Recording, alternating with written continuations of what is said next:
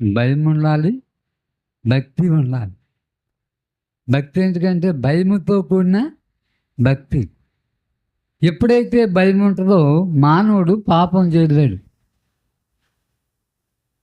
అందుకని దావీదు కీర్తనలో ఏమన్నాడంటే, యవనస్తులు దేని చేత తన ప్రవర్తనను శుద్ధి చేసుకుంటారంటే వాక్యాన్ని బట్టే కదా అంటాడు. ఎప్పుడైతే దేవుని వాక్యం అనేటువంటి భయం మనలో ఉన్నప్పుడు పాపానికి ఏమై ఉంటాం? దూరంగా పారిపోతాం. యోసేపు జీవితంలో జరిగింది అదే కదా. ఏం జరిగింది? పాపానికి ఏం చేశాడు? దూరంగా పారిపోయాడు. చూడండి, ఇట్టి దోషకార్యం చేసి యెహోవాకు నేను దూరం అయిపోతాను కాబట్టి అందుకనే పాపానికి దూరంగా పారిపోయిందని దేవుని యొక్క వాక్యం సెలవిస్తుంటారు. పాపం విషయంలో దేవునికి మనం భయపడాలని. ఎందుకంటే పిల్లరా, సహజంగా మనం పిల్లల్ని కొడతాం. ఎందుకు కొడతాం? భయం కోసం, అంతేగా.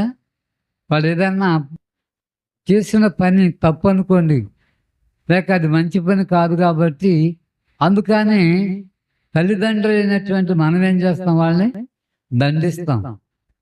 దేని కొరకంటే పిల్లలు చూడండి, ఆ పని మళ్ళీ చేయకుండా ఉంటాడనే దానికోసం.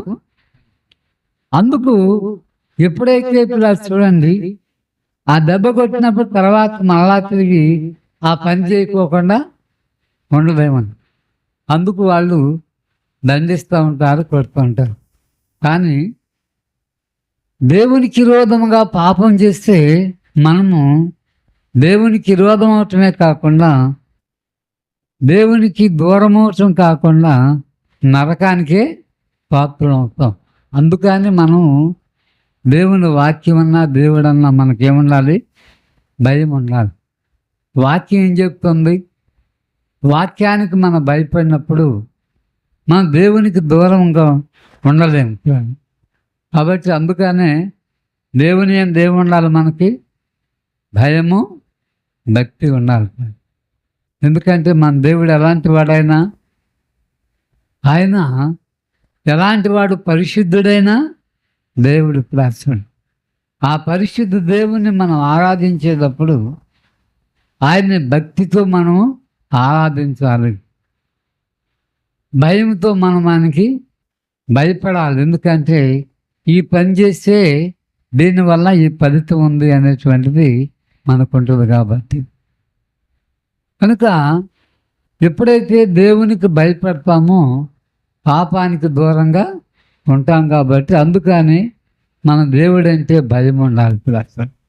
కనుక దేవుడు దానికి భయపడినప్పుడు దాని ఫలితం వస్తుంది. ఎందుకంటే ఎంత భక్తి కలిగినా, దావీదు చాలా భక్తి కలిగినటువంటి వాడు, బాల్యకుండి మరి దేవునికి లోబడి జీవించిన వాడు, మరి ఎంతో అనుభవం కలిగినటువంటి వాడు. ఒక దినాన్ని పాపం చేత ప్రేరేపించబడిన వాడై పాపానికి పిల్లల దాసుడైనటువంటి సమయంలో దేవుడు ఒక మాట అంటాడు. అక్కడ ఏమంటాడంటే 2 సమూయేలు గ్రంథము 12వ అధ్యాయం 2 సమూయేలు 12వ అధ్యాయంలో ఒక మాట అంటాడు. చూడండి అక్కడ,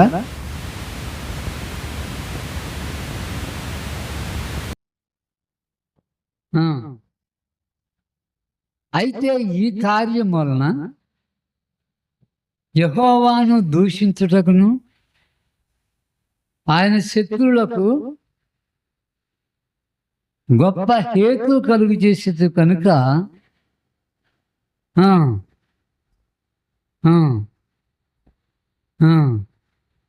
చూడండి. ఇప్పుడు ఇక్కడ దేవునికి విరోధమైనటువంటి కార్యం చేసేవి. కానీ దావీదు ఎప్పుడైతే నాతాను ఒక హెచ్చరిక చేశాడో, ఆ మనుషుడు నీవే రాజా అనగానే దావీదుకి ఎక్కడ లేని పశ్చాత్తాపం వచ్చింది. కారణం ఏంటి? దేవుని వాక్యం అతనికి హెచ్చరించబడినప్పుడు ఆ హెచ్చరికకు లోబడ్డాడు పిల్లలు చూడండి. ఎప్పుడైతే ఇక్కడ అంతకుముందు అతను చేసిన పనేంటి? దేవునికి విరోధమైన కార్యం చేశాడు. ఆ విరోధమైన కార్యం చేసి పిల్లరా ఆ పాపమును మరలా పిల్లలు చూడండి దాన్ని కప్పివేసుకోవడానికి, లేకపోతే పిల్లలు చూడండి నేను పాపం చేయలేదు అన్నట్టుగా దాన్ని కప్పిపెట్టుకోవడానికి పాపం మీద పాపం చేశాడు. అంటే ఆ భార్యని పిల్లలు చూడండి చెరిపాడు. తర్వాత గురియాని తీసుకొచ్చాడు. గురియా పిల్లలు చూడండి తన ఎప్పుడైతే ఆ అమ్మాయి గర్భవతి అయిందని తెలిసిన తర్వాత రాజు ఏం చేశాడంటే సైన్యంలో ఉన్నటువంటి ఉరియాన్ని తీసుకొచ్చి నీ ఇంటికి వెళ్ళి సుఖపడవయ్యా అని చెప్పాడు. కానీ అతను ఏం చేశాడు? ఎందుకు వెళ్ళలేదు? అయ్యా అక్కడ యుద్ధం జరుగుతుంది కదా, యుద్ధం జరుగుతుంటే నా ఇంటికి వెళ్ళి నేను సుఖపడనా? చూడండి పిల్లల, ఒక్కొక్కసారి మనం చేసిన తప్పు మనకి చూపించడానికి ఇప్పుడు చూడండి పక్కవారి ద్వారా కూడా మనం హెచ్చరిక చేయవచ్చు. ఇక్కడ యూరియా చేసిన పని కూడా చూడండి. అందుకని యూరియా ఇంటికి వెళ్ళలేదు, భోజనం పెట్టి తృప్తిపరచాలనుకున్నాడు, అలాగూ జరగలేదు పిల్లలు చూడండి. అందుకని మరొక ప్లాన్ ఏం చేస్తాడని చెప్పారా, యుద్ధం మోపుగా జరుగుతున్న చోట ఇతను పెట్టమని సైన్యాధిపతికి పిల్లలు చూడండి ఒక ఉత్తరం రాసి పంపించాడు. ఉరియా చేతిగా ఇచ్చి పంపించాడు. ఆ సైన్యాధిపతి ఏం చేశాడు? పిల్లరా యుద్ధం మోపుగా జరిగే సంవత్సరంలో అపాయకరమైనటువంటి పరిస్థితుల్లో అతను పెట్టినప్పుడు అతడు చనిపోయాడు. చూడండి పిల్లరా, ఆ పాపము పిల్లరా దాన్ని మోపు చేసుకోవడానికి ఒక పాపం బదులు మనం ఇంకొక పాపం చేశాడు, నరహత్య కూడా చేసేస్తున్నాను. అందుకని ఇక్కడ దేవుని నామాన్ని ఎంత దూషణకరమైనదో నువ్వు చేసిన పని, నువ్వు చేసిన భక్తి ఇలా చూడండి. ఇప్పటి వరకు దేవునికి భక్తిగా ఉన్నావు, బాగానే ఉంది, కానీ నీ ఇప్పుడు చేసిన పనిని బట్టి దేవుని నామానికి ఏమొస్తుంది? అవమానకరమైనటువంటి పరిస్థితులు చేసేవన్నప్పుడు దావీదుకి ఎక్కడ లేని పశ్చాత్తాపం వచ్చింది. అందుకనే పశ్చాత్తాపడ్డాడు. కానీ దేవుడి శిక్షను మాత్రం తప్పించలేదు. పాపం వల్ల వచ్చే శిక్ష అనేది తప్పించబడలేదు. క్షమించాడు దేవుడు. అతను ఏం చేశాడు? క్షమించాడు. కాబట్టి ఇక్కడ ఈ లోకంలో మనం ఏది చేసినా, దేవునికి విరోధమైన కార్యం ఏది చేసినా తర్వాత పిల్లలు చూడండి మనకు దాని వల్ల ఫలితం అనేది మనకు ఉంటుంది. కాబట్టి అందుకు దేవునికి భయపడాలి. ఫలితాన్ని ఇచ్చేది ఎవరు? దేవుడు. పిల్లలు చూడండి, ఫలితాన్ని ఇచ్చేది ఎవరు? దేవుడే. పిల్లలు చూడండి, బెల్షస్సర్ అనేటువంటి రాజు పిల్లరా అతడు సంతోషించాలని కొంతమంది మరి అక్కడ యువరాజులను వాళ్ళందరినీ కూడా పోజేసుకుని 1000 మందిని పిల్లరా దేవునికి ఉపయోగించేటువంటి ఉపకరణాలను పిల్లలు చూడండి ఏం చేస్తారంటే దాంట్లో ద్రాక్షారసం పోసుకుని తాగి పిల్లరా వారు చిందులేస్తున్నటువంటి సమయంలో, అతడు చూస్తున్నటువంటి సమయంలో గోడ మీద ఒక రాత కనబడింది. ఎప్పుడైతే ఆ రాత కనబడిందో పిల్లలు చూడండి, ఆ రాత చూసిన తర్వాత అతని పరిస్థితి ఎలాగుందంటే పిల్లలు చూడండి అతని యొక్క కీళ్ళు కానీ ఏమీ కూడా పని చేయకోకుండా పిల్లలు చూడండి అతడు కృంగిపోయినటువంటి వాడు అయిపోయినాడు. ఏది పని చేయట్లేదు. అలాంటి సమయంలో పిల్లరా దాన్ని తెలియపరచడానికి, ఆ రాత యొక్క తెలియపరచడానికి అక్కడ దానియేలుని రప్పించినప్పుడు దానియేలు ఆ రాతను చూసి చెప్పాడు, మెనే టేకెర్ ఉపాస్యం, అనగా నీ ప్రభుత్వ విషయంలో లెక్క చూడగా నీవు తక్కువగా కనబడుతుంది. దేవుడు ఏం చూశాడంటే ఇక్కడ లెక్క చూశాడంట. ఏమిటి ఆ లెక్క? ఇదిగో నీ ఇష్టం వచ్చిన విధంగా నువ్వు పరిపాలిస్తున్నాము, పరిపాలించడమే కాకుండా మరింకొక కార్యం ఏం చేసావంటే ఇక్కడ నువ్వు చేసినది ఏంటంటే దేవుని యొక్క ఉపయోగించేటువంటి ఉపకరణములను నీవు దాన్ని ఏం చేసావు? ఇలా దుర్వినియోగం చేసావు. కాబట్టి అందుకనే నీ రాజ్యాన్ని తీసేస్తున్నాను నేను. త్రాసులో చూడడానికి ఎక్కడున్నావు? తక్కువగా కనబడుతూ గనుక నీ రాజ్యం తీసేసి పక్క వాళ్ళకి నేను ఇస్తున్నాను అని చెప్పాడు. అంటే నేనే టేకులు కనుక ఆయన లెక్క చూశాడంట. దేవుడు ఏం చేశాడు? లెక్క చూసాడు. మన జీవితాన్ని కూడా లెక్క చూసేవాడు దేవుడే. మనం ఎలాగున్నాము, నీ భక్తి ఎలాగుంది, నీ భయం ఎలాగుంది అనేది ఎవరు చూస్తాడు? మనుషులు కాదు, పాస్టర్ గారు కాదు. పాస్టర్ గారు చూస్తాడా అమ్మా? ఉన్నప్పుడు ఒకసారి నేను అక్కడ వెళ్తా ఉంటాను, మధ్యలో వెళ్తా ఉండేదానికి వాళ్ళు అక్కడ ప్యాకెట్ సాట కూర్చుంటారు కొంతమంది. ఎవరు వస్తున్నారంట? పాస్టర్ గారు వస్తున్నాను అంటే పాస్టర్ గారు అంటే ఏంటి ఇప్పుడు వాళ్ళకి? అమ్మా భయం. పాస్టర్ గారు కాదు చూసేది ఎవరు? దేవుడు. అందుకు దేవునికి భయపడాలి. ఎందుకు భయపడాలంటే దేవుడు చూస్తాడని భయపడాలి, కానీ మనుషులు చూస్తారని గమ్ముకుని మనం చేయరాని కార్యాలు నేను చేస్తున్నప్పుడు కదా పక్కన వాళ్ళు చూస్తున్నారు కాబట్టి అందుకని మనం ఇది చేయకూడదనేమని కాదు.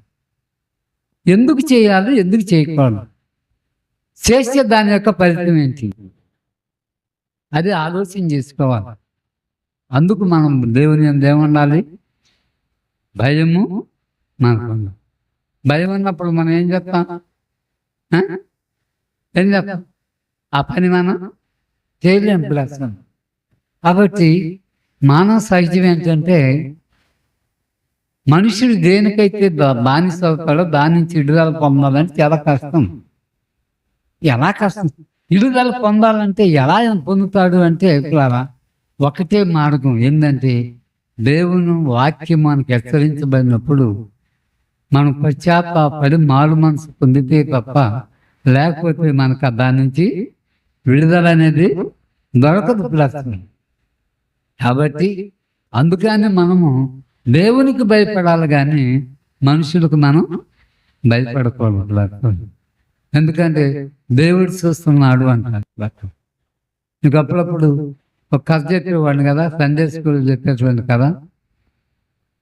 ఏంది ఒక కుర్రోడు పిల్లలు చూడండి, సండే స్కూల్లో టీచర్ గారు చెప్పిన మాట, దేవుడు మనం ఏ పని చేస్తే దేవుడు అది చూస్తాడు అని చెప్పినప్పుడు ఆ మాట విన్నాడంట.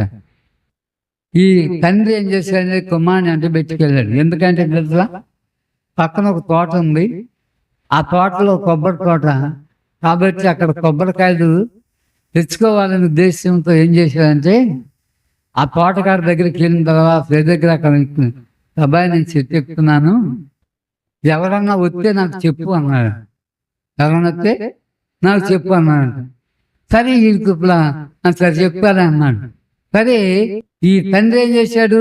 గబగబా కొబ్బరి చెట్టు ఎక్కాడు, కొబ్బరికాయలు తీస్తుంది మొదలు తెచ్చాడు. ఈ కుర్రోడికి అది జ్ఞాపకం వచ్చింది. ఏదది సండే స్కూల్లో చెప్పాడు కదా, ఏమని?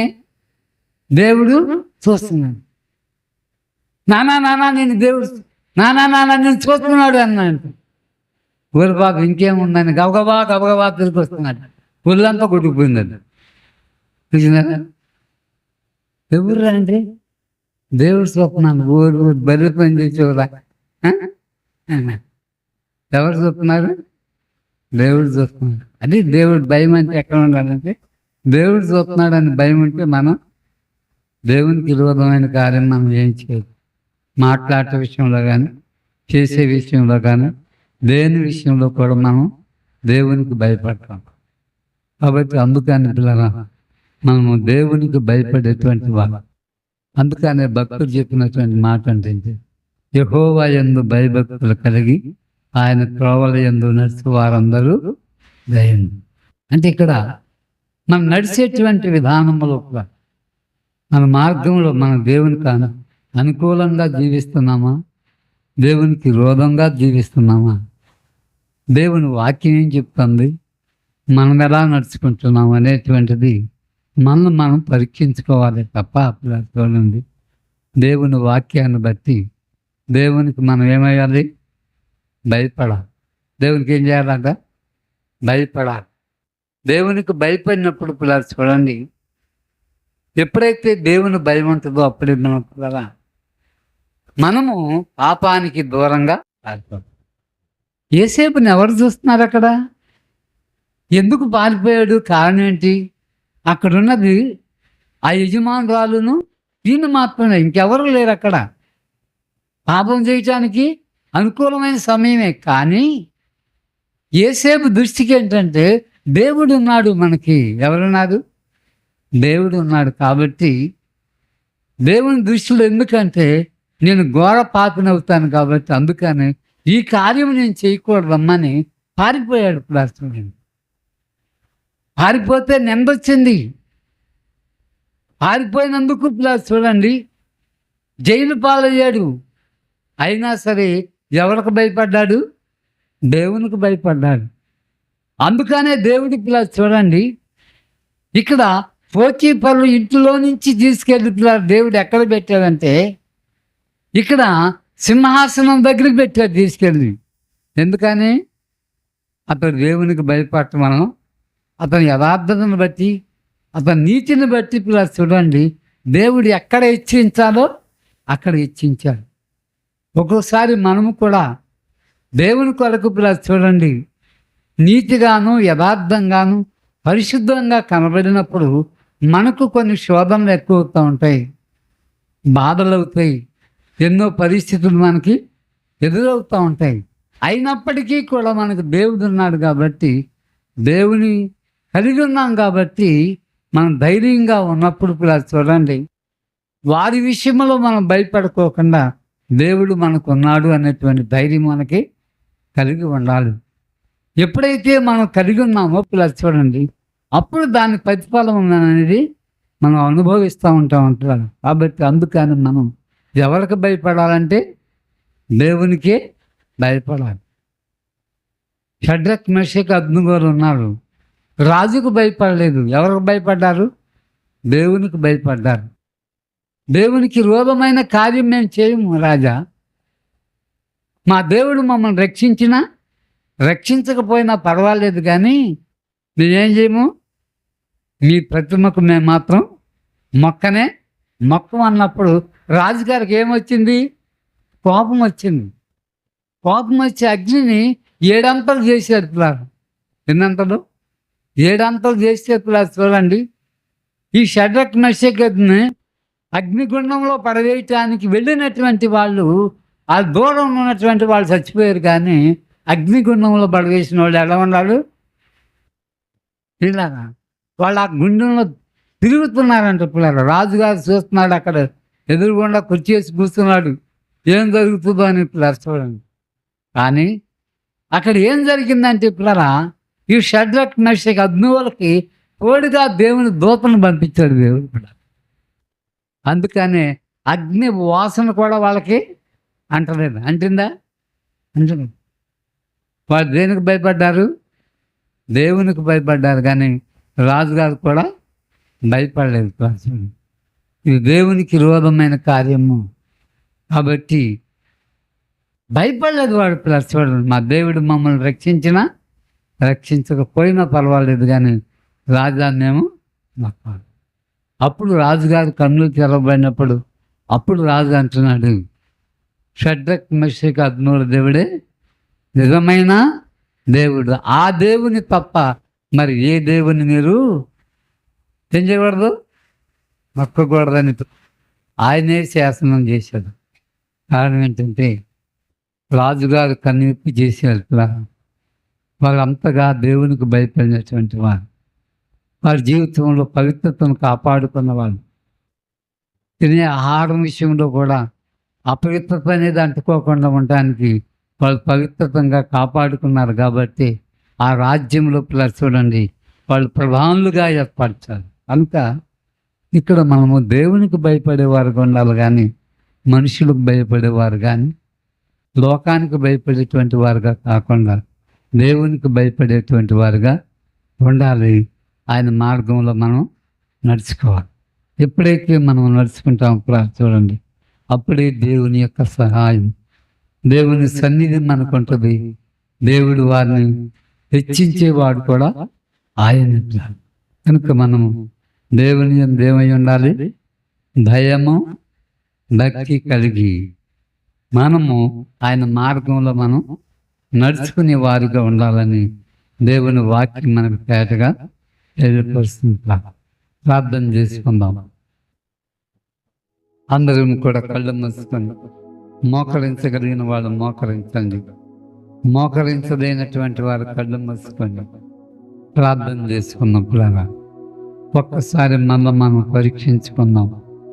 దేవుని వాక్యం నిన్నటువంటి మనము దేవునికి ఎలాగున్నాం? మనం దేవునికి భయపడేటువంటి వారుగా ఉంటున్నాం, అప్పులాగా మనుషులకు భయపడే వారుగా ఉంటున్నామా? లోకానికి భయపడే స్థితిలో మనం ఉంటున్నాం, అప్పులాగా ఒక్కసారి మనం పరిశీలన చేసుకుందాం. దేవా, మా హృదయంతరంగాన్ని ఎరిగిన దేవుడు గనుక, దేవా మా స్థితిని ఎరిగిన దేవుడు గనుక నీకు వందనాలు ప్రభువా.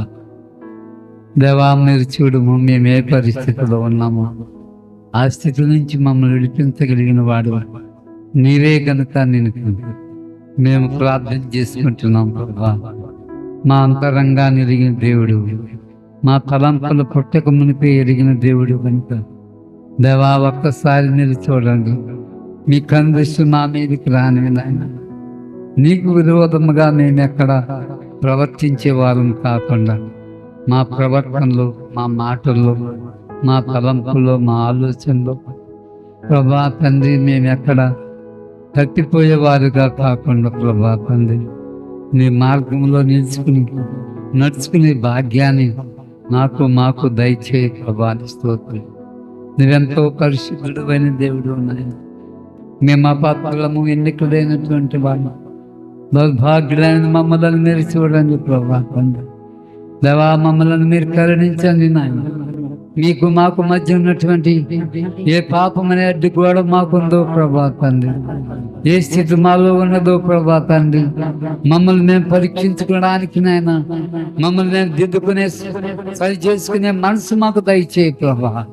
నేనట మాత్రమే కాకుండా ప్రభా విన్న వాక్యాన్ని మా హృదయంలో భద్రపరుచుకుని నాయన మమ్మల్ని మేము దిద్దుకుని మమ్మల్ని మేము సరి చేసుకోవడానికి మీరు సహాయం చేయ ప్రభా. పరిశుద్ధాత్మ దేవాన్ని కొందనాను ప్రభా.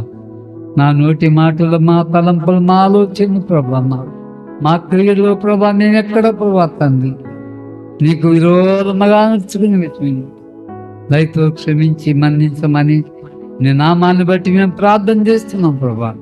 పరిశుద్ధాత్మ దేవాన్ని కొందు నేను దుఃఖపరిచేవారుగా మమ్మల్ని ఉండక నాయన, నిన్ను సంతోషించేవారుగా మమ్మల్ని చేయక ప్రభా. మా కార్యములు బట్టి ప్రభా మీరు ఒకవేళ మమ్మల్ని బట్టి దుఃఖపడుతున్నారేమో దయతో క్షమించము, కనుకరించి సహాయం చేయి. మమ్మల్ని జ్ఞాపకం చేసుకుని ప్రభా తండ్రి మీ పాదశంలో కూడి మమ్మల్ని ప్రభా తండ్రి క్షమించి కనుకరించి సహాయం చేసిన నీ కుమారుని సన్నిధి మాతో ఉంచిన మమ్మల్ని బలపరుస్తున్నాను. అది యేసు క్రీస్తు నామములో అడిగి వేడుకొంచున్నాము తండ్రి. ఆమేన్.